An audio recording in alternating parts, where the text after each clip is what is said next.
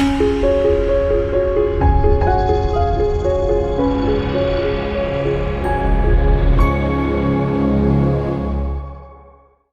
Google Ads fans, welcome back. In this lecture we're going to talk about call extensions, which is an exciting type of extension, especially for call center businesses, businesses that take phone calls, that generate phone calls, that want to generate phone calls, right? It's a really important extension. So as you see here in the image, this number is a phone call extension. This is not to be confused with call-only campaigns. That's a separate campaign type. We'll cover that in a separate chapter. Call-only campaigns is where there is no headline. The headline is replaced with a phone number. They only run on mobile devices, and a click on the headline generates a phone call to a business, but there's no way to really get to the website from the ad. That's call-only campaigns. Call extensions are your typical text ads with all your other extensions, your headline, your description, but it also has a phone number attached to it. It's extending the ad with a phone number. So on mobile devices, on smartphones, a call extension is actually a button, and you could click to call if I choose to call as opposed to clicking the headline. On tablets and desktops, it's an actual number, and I could dial that number, and we'll talk about how these phone calls are tracked in a moment. With phone call extensions, you can select to only show during business hours. You could choose when these call extensions will actually show, and you could set up very easy phone call tracking using Google forwarding numbers. There are pros and cons to that. Most larger businesses, most of our clients, we will sign up for a service like CallRail or If by Phone, Invoca, Mongoose Metrics, and there's a lot of other much cheaper ones where you could buy specific numbers. But for free, and I recommend doing this, at least for call extensions, you could use a Google forwarding number, and I'll show you how that works in a minute. The downside of using Google's forwarding numbers is that you don't keep that number forever. It's a pool. So if somebody comes to the website and writes down that ad and saves it, writes down your phone number and saves it in their phone book or on a notepad, and they call it 90 days later, Google claims that you'll have that number for 90 days, a Google forwarding number, but we found that there's been some problems even before 90 days. So it's a little bit risky, but in most cases, people aren't writing down and saving these numbers anyway, and it's worthwhile getting that tracking information, because if you use a Google forwarding number, you'll know how long the call lasted for, how much you're paying for a phone call, the click-through rate, all that stuff. A call is priced the same as a click on mobile. That's a question I get a lot. So if somebody clicks a call extension, or if somebody clicks a site link extension, it's priced the exact same way as if you would have gotten a click on that headline. So if your actual CPC would have been $2.50, you're going to be paying $2.50 for a phone call, and the phone call doesn't have to connect.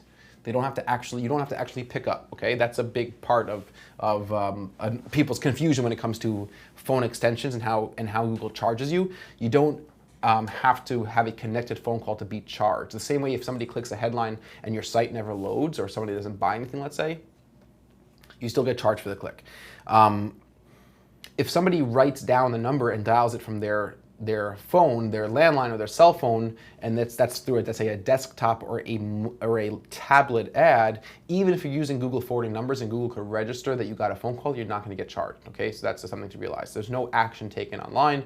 Specifically, you're not going to get charged for that. Just a pro tip to know if you're using call extensions, that if you're also using location extensions and your location extension has a phone number in it, your call extension phone number will override the location extension number, which is not the most practical thing, doesn't really come into play, and that shouldn't cause any problems, but it's something to know just in case you're asked that question or you see a discrepancy in your own reporting. It's good to know. So let's just jump back into the account, and we could actually set up a call extension, and I'll show you how that works. Here we are back in Google Ads, and I'm going to open up my call extension options.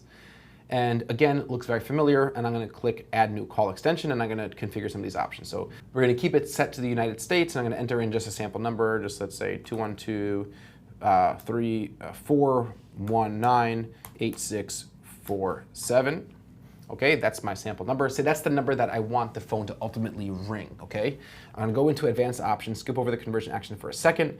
I could choose my device preference to be mobile or not mobile. I'm gonna leave it for all three. I typically don't choose to have a preference for mobile because I'm fine. If I want phone calls, I don't really care what device a person's calling me from. Start date, end date. Again, same concept. If I'm running a specific promotion or I'm only going to be available during certain hours, if I don't want my phone ringing during certain hours, I can have an ad schedule, different hours of the day, all that good stuff, and configure that to how it's going to suit your business best. Now let's go back up to conversion action, and the default is to use account settings calls from ads, which is going to be set up for you when you create this call extension. So if I select calls from ads, that's essentially the exact same thing. I'm not sure why Google has these two separate things. If I select no conversion action, Google will not be using a forwarding number for this call extension. If I select one of these conversion actions, Google will create this calls from ads conversion action in my account for me right after I get my first phone call, which means that let's say this is your business number, people are not going to see that number. And that's another consideration that a lot of clients of ours have dealt with when it comes to forwarding numbers. For the sake of branding, sometimes clients just don't want people to ever see a number that's not theirs, or a number that's not going to be the number that they see on the website. I always push back and I say, listen, we're investing a lot of money in advertising. We need data. We need to know. You have a business line, but all these big companies, all the real legitimate players have forwarding numbers, have a pool of numbers. They're able to track how many phone calls are being generated from a campaign. So eventually we got our clients on board. We have phone numbers for PPC campaigns. We'll have phone numbers for specific ad extensions. We'll have phone numbers for different sources.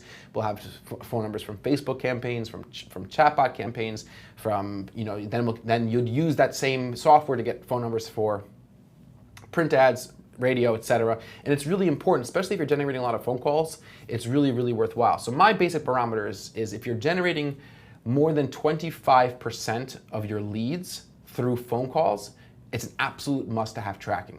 If you're generating below 25% of your leads through phone calls, then it's not an absolute must, because not that less than 25% of your leads is not a significant amount of leads or volume.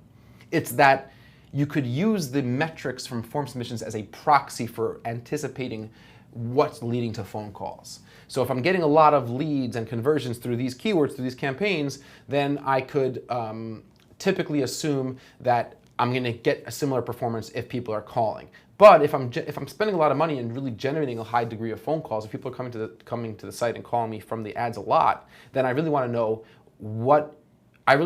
which keywords are generating these phone calls, how much my phone calls are costing, so I could then go and optimize my spend to spend the most amount of money as possible in the most efficient areas of driving calls as possible. And the way to start off doing that is with tracking those conversions. And the cool thing is once I have this calls from ads conversion tracking automatically set up for me, I could then see a bunch of interesting information, how long the phone call lasted for, the area code, what keyword triggered the phone call, what search term triggered the phone call, right? Lots of cool stuff. And I'm gonna show you all of that as we break down conversion tracking inside of Google Ads in a future section when we talk about conversion tracking. So that's call extensions.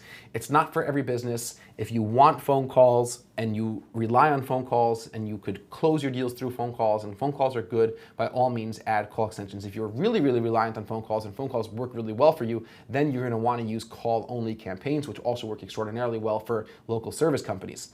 And we're gonna have a lecture about call-only campaigns for sure. And that's really all there is to know about call extensions.